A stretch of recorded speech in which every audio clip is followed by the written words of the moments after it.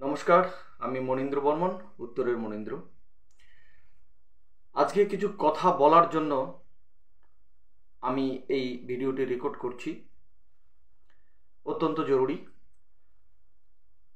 আমার শুভাকাঙ্ক্ষী যারা এবং আমার ফেসবুকের ফলোয়ার্স, ইউটিউবের যারা আমার সাবস্ক্রাইবার আছেন, তারা অনেকে জানেন যে আমি গত 10 তারিখ নাগাদ একটা গান সোশ্যাল মিডিয়ায় আপলোড দিই এবং সেই গানটি মুহূর্তের মধ্যেই ভাইরাল হয়ে যায় এবং এখনো পর্যন্ত সেই গানটি প্রায় 6 কোটি মানুষ দেখে ফেলেছে এবং শুনেছে। এবার সমস্যাটা হলো, গত পরশু দিন থেকে, অর্থাৎ 12 তারিখ 13 তারিখ থেকে আমার বাড়িতে পুলিশি উৎপীড়ন শুরু হয়। পুলিশ আসছে আমাদের বাড়িতে, এসে আমাকে খুঁজছে। ওই মুহূর্তে আমি বাড়িতে ছিলাম না। তো পুলিশের বক্তব্য হচ্ছে, মনীন্দ্র কোথায়? যখন আমার বাড়ির লোকজন জিজ্ঞাসা করলো যে মনীন্দ্রকে কেন লাগবে বলুন, তখন ওনারা বলে যে মনীন্দ্র বর্মন গান আপলোড দিয়েছে, সেই গানটাকে ডিলিট করতে হবে এবং মনীন্দ্র বর্মনকে আমাদের সামনে নিয়ে আসুন, ওনাকে থানায় যেতে হবে। তো আমার বাড়ির থেকে তখন বাড়ির লোকজন বলেছে যে উনি কি অন্যায় করেছে, কি অভিযোগ আছে, আপনারা নোটিশ দিন। কিন্তু ওনারা কোনো এই কথার সদুত্তর দিতে পারেননি। শুধু আমার গান ডিলিট করতে হবে এবং আমাকে উঠাই নিয়ে যাবে, এরকম ধমকি দিয়ে যাচ্ছে। তো আমি গান আপলোড করেছি এবং আমি এতটুকু শিওর, আমি কাউকে নির্দিষ্ট করে কাউকে আঘাত বা আমার গানের মধ্যে বিশৃঙ্খলা সৃষ্টিও হতে পারে, এরকম কিচ্ছু নেই। আমি প্রচণ্ডভাবে চিন্তাগ্রস্ত, হতাশাগ্রস্ত যে আমার উপর কেন পুলিশ এরকম অন্যায় অত্যাচার করছে। প্রত্যেক দিন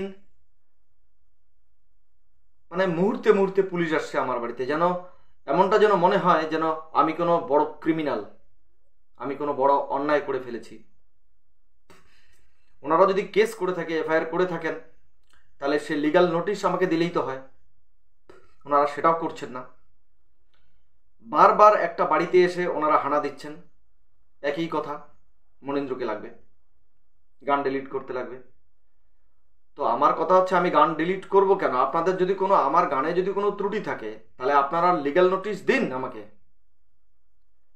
ওনারা সেটা করছেন না, সেটা তো আছেই। তারপরে কিছু নেতা, আমি সেই পার্টির নাম ধরেও বলতে চাই না, তারা আমার বাড়িতে এসে শাসিয়ে যাচ্ছে।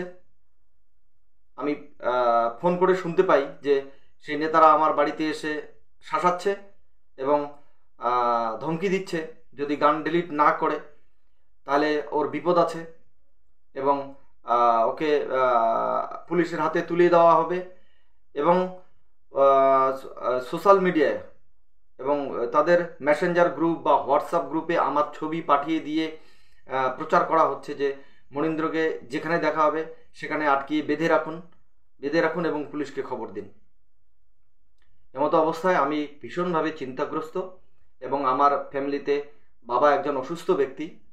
আমি খুব টেনসড হয়ে আছি যে বাবার এইরকম শরীর খারাপ অবস্থায় আমি বাবার পাশে থাকতে পারছি না। আমার সোশ্যাল মিডিয়ার এবং আমার শুভাকাঙ্ক্ষী এবং আমার মিডিয়ার বন্ধু বান্ধব যারা আছেন, প্রত্যেকের কাছে করজোরে আমার আবেদন, এই পুলিশি উৎপীড়ন, এই নির্যাতনের জন্য আপনারা এগিয়ে আসুন, আমাকে হেল্প করুন এবং আমাকে সৎ উপদেশ দিন। কেন আমার প্রতি এত অন্যায় করা হচ্ছে, অবিচার করা হচ্ছে? কেন আমার বাক স্বাধীনতা থাকবে না? আমার সোশ্যাল মিডিয়ার বন্ধু এবং মিডিয়া পার্সনকে আমার অনুরোধ, আপনারা আমার বিষয়টাকে তুলে ধরবেন এবং দিকে দিকে জানিয়ে দেওয়ার চেষ্টা করুন যে অন্যায়ের প্রতিবাদ করার জন্য আজকে আমার যে অবস্থাটা আছে, এর জন্য দায়ী কে। দণ্ডবোধ, ভালো থাকবেন সকলে। এইটুকু আশা রাখছি শুধু, ন্যায়ের জয় হোক, অন্যায় যেন একদিন হেরে যায়।